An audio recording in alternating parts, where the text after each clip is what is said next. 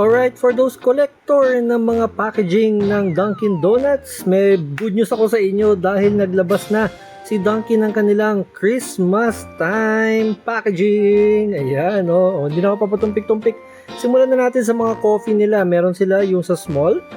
Ayan, medyo embossed to guys. Ayan, makikita ninyo may umbok-umbok yan. Ito yung para yung coffee din nila na isa. Pero ito is Christmas themed. Yan yung parol nila, di ba? Tapos meron din siya sa large version nila.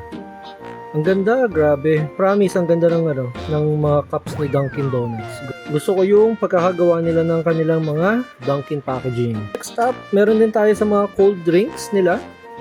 Ayan, yung Dunkin na small. Same din siya, parol din yung design niya. Pero ito, hindi na siya embossed, no? Smooth na siya. Meron din sila nung medium. And syempre, meron din sila nung sa large.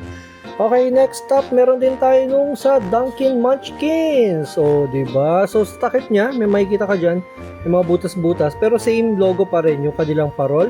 And pwede mo sulatan kung ipangre-regalo mo siya. And then next, yung mismong bucket na green. Diba? Kung yung mga cups nila ay red, ito naman ay green. Paskong-pasko talaga, no? Filipino green, kumbaga. So, ayan, may nakalagay pa doon. It's Dunkin Holiday Time. After that, yung last na natin, last but not the least, tatabi ko muna ito dyan.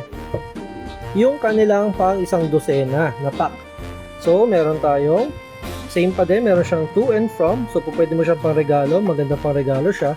And pag tinanggal natin siya, sino sa kanila una matatanggal? Ayan. Tatabi ko lang guys.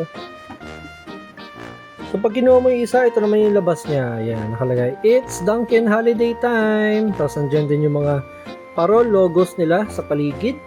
And same dito sa baba. Halos same lang naman yung box niya, white. Pero, at least, siya, Christmas theme siya. And kung collectors nga kayo ng mga box na tulad ng ganito, is napakaganda niya isama sa collection niyo.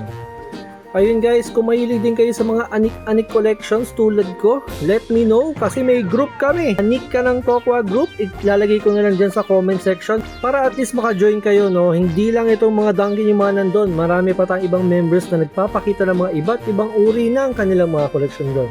At kung hindi ka pa nakasubscribe kay Papi Louie, ano pa bang ginagawa mo? Mag-subscribe ka na! Ani ka ng parol!